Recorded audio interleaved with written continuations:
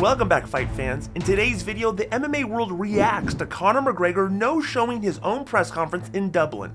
Is in that situation of the UFC canceling a press conference, we now have every possible angle on the table, but it has now been revealed, if this is accurate, by the way, it's a change, but if this is accurate, that Conor's the one that canceled it. Sean O'Malley disputes Dana White's claim that Islam Makhachev isn't the #1 pound-for-pound fighter in the world. Dana White rejects Islam Makhachev as #1 pound-for-pound fighter. What do you mean? He's got to be pound for pound. And Eddie Alvarez fires back at Sean Strickland over BKFC fighter pay. Hey, motherfucker, they pay. Like, they pay more than you're getting paid. Stay tuned because there's plenty more in today's video, so don't be scared, homie. Knock out the like button and subscribe to the channel. And in the words of Big John McCarthy, let's get it all! Conor McGregor has apologized to fans after the UFC postponed a press conference for his fight with Michael Chandler just 12 hours prior. The event scheduled for June 29th at UFC 303 in Las Vegas has sparked concerns over McGregor's return. McGregor claimed the decision was due to a series of obstacles outside of his control, but did not specify the reasons, saying, quote, "I apologize to my Irish fans and fans around the world for the inconvenience." Videos of McGregor partying in Dublin and dancing at the Black Forge Inn have circulated, with some showing him kissing his fiancée Dee Devlin, posing behind DJ Dex, and raising a bottle of whiskey into the air. While McGregor has spoken directly about the event's cancellation, Michael Chandler has opted to remain cryptic, sharing a number of unrelated posts. His first Instagram and Twitter video showed him training, making no reference to the press conference but promoting the fight itself. On his Instagram, Chandler said, quote, "Denying yourself of your passions is a slow suicide. Throw yourself fully into the purpose even if you fall short. What you gained along the way is immeasurable. Hashtag UFC 303. Walk on. See you at the top." Here's how the In that situation of the UFC canceling a press conference, we now have every possible angle on the table, but it has now been revealed, if this is accurate, by the way, it's a change, but if this is accurate, that Conor's the one that canceled it. And if we're just making guesses, and that's an accurate statement that Conor canceled it, it does eliminate a few of your guesses. For example, I don't think the fight is in jeopardy. I don't think that a press release is going to give you some bad news followed by the worst news. I think they'd put a press release out in reverse. The fight is canceled, and then at the very bottom, subsequently, press conference is off. I'm just sharing for you, like, from what I have right now, I kind of don't agree with a lot of the speculation, partner. I think perhaps Conor McGregor, for the first time ever, is starting to focus. People love to use that word. They talk about focus. I don't know if people know what that means. It means you say no a lot more than you used to.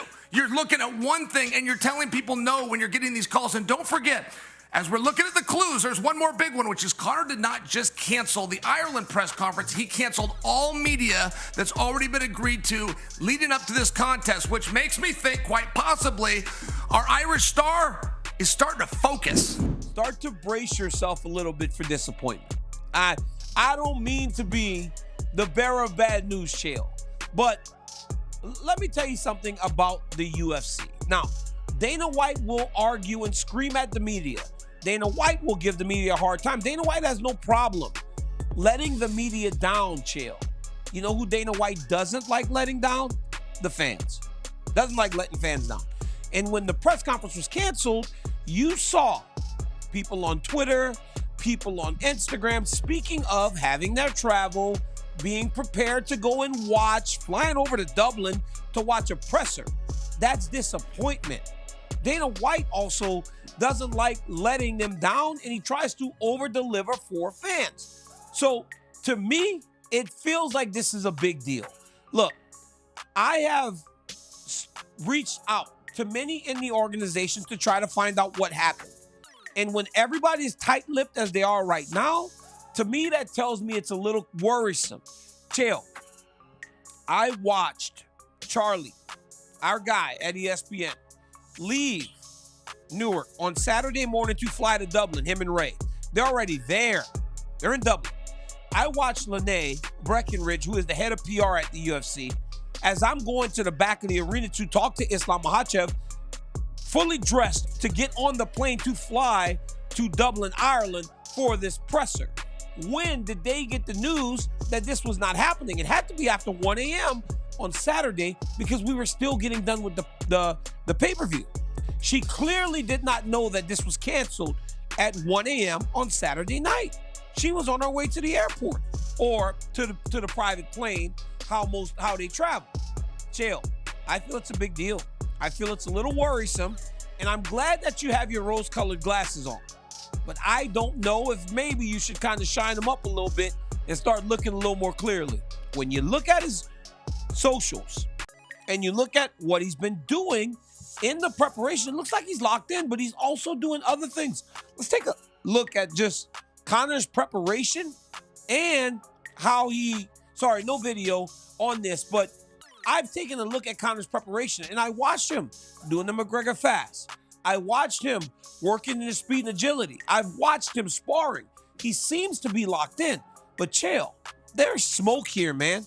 Because I can't imagine that if everything was good, he wouldn't have let him know a little bit sooner. Hey, man, you guys cancel these flights. Let's let the people know that we're not doing this. I don't know for a fact. We're all guessing, Chael. We're all guessing. But can I ask you this? Does there come a point where an athlete gets in camp and goes, I really don't know if I just want to deal with any of this? And then ultimately, does that attitude roll over to fight week and going, I don't need this anymore. I don't really want to fight. I don't have to. I got to ask the question, Jill. I got to know, and I know I might be being a negative Nancy, but does that come a point in that camp where kind of goes, I don't know if I want to do this? At the UFC 302 post-fight press conference, Dana White claimed that as long as Jon Jones is an active fighter, and you can define active however you want to define it, but he went on to say no one else will surpass him as the pound-for-pound #1. Dana right here. Joe Rogan on the broadcast called Islam the perfect lightweight, and they're just the size, his style of fighting, just his fight IQ. I'm curious, where do you rank him in this pantheon of lightweights that we've seen over the years? Yeah, I think he's, one of the greatest of all time. I think he's incredible. I don't think he's the pound-for-pound best fighter in the world. For anybody to call Islam the pound-for-pound best fighter in the world when Jon Jones is still fucking fighting is nuts and shouldn't be ranking in the pound-for-pound or doing any of the fucking rankings ever, if that's what you really think. Jon Jones has never lost a fight ever. He's fought all the baddest dudes in the world. And then when you think about what pound-for-pound rankings really mean, he moved it up to heavyweight and destroyed the best guy in the world.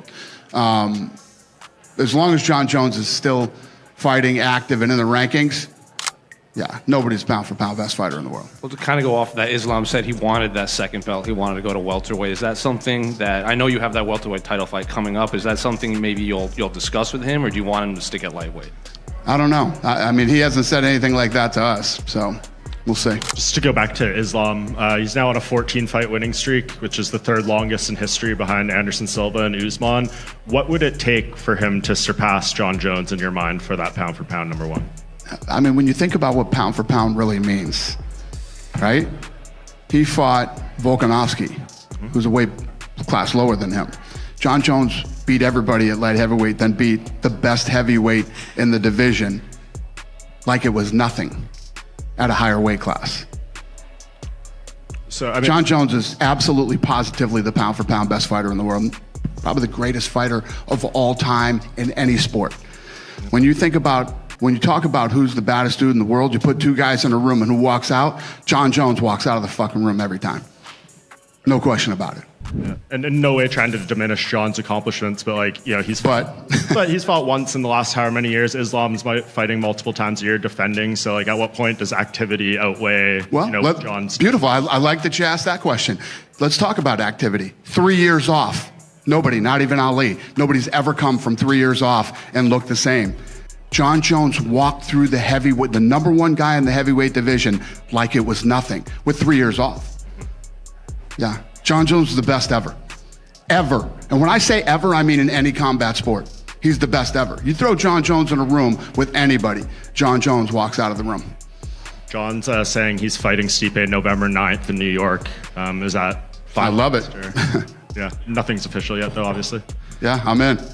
The current UFC rankings have Makhachev as #1 despite White's opinion. Jones has only fought once in the past 4 years, with his win coming against Cyril Gane at UFC 285. Jones was scheduled to defend his heavyweight title against Stipe Miocic at UFC 295 this past November, but pulled out of the fight due to a pectoral injury. The champion is hoping that the fight will be rebooked for this upcoming November. UFC bantamweight champion Sean O'Malley is confused by the boss's comments and has backed the Russian champion as pound-for-pound #1, not Bones Jones. Dana White rejects Islam Makhachev as number 1 pound for pound fighter. What do you mean? He's got to be pound for pound. Who? He says John Jones number 1 pound for pound right now, 2024. Islam. Well, if Dana said it, he's right. Jokes. Former UFC. Son loves him, so like he's a guy. You know, he's like a UFC character, and but he was talking shit on Bare Knuckle. So like I took some, and I'm like, why don't you say shit about Bare Knuckle, man? Yeah, I mean, we're getting paid, so. Now let's take a look at the top 3 comments left on yesterday's video. C. Ryan says, to be honest, I'm surprised more people aren't upset about that. Staph is very contagious. Stupidas, so I don't know. This viewer commented, Conor was saying Dustin would KO Islam before, now he says Islam will sub him in the first? Flip-flopper. And Quentin Larson says, I knew it. Yo, at least he's a fighter and not a McTweeter. And we all knew the presser wasn't happening. If you want your comments highlighted on tomorrow's video, simply comment down below. We'll highlight the top best comments, good, bad, or indifferent, and feature them in tomorrow's video. And that does it for today's video, but make sure you're liking this video, subscribing to this channel, and clicking the bell notification so you can get notified every time we drop a new video. And in case you missed it, check out yesterday's news.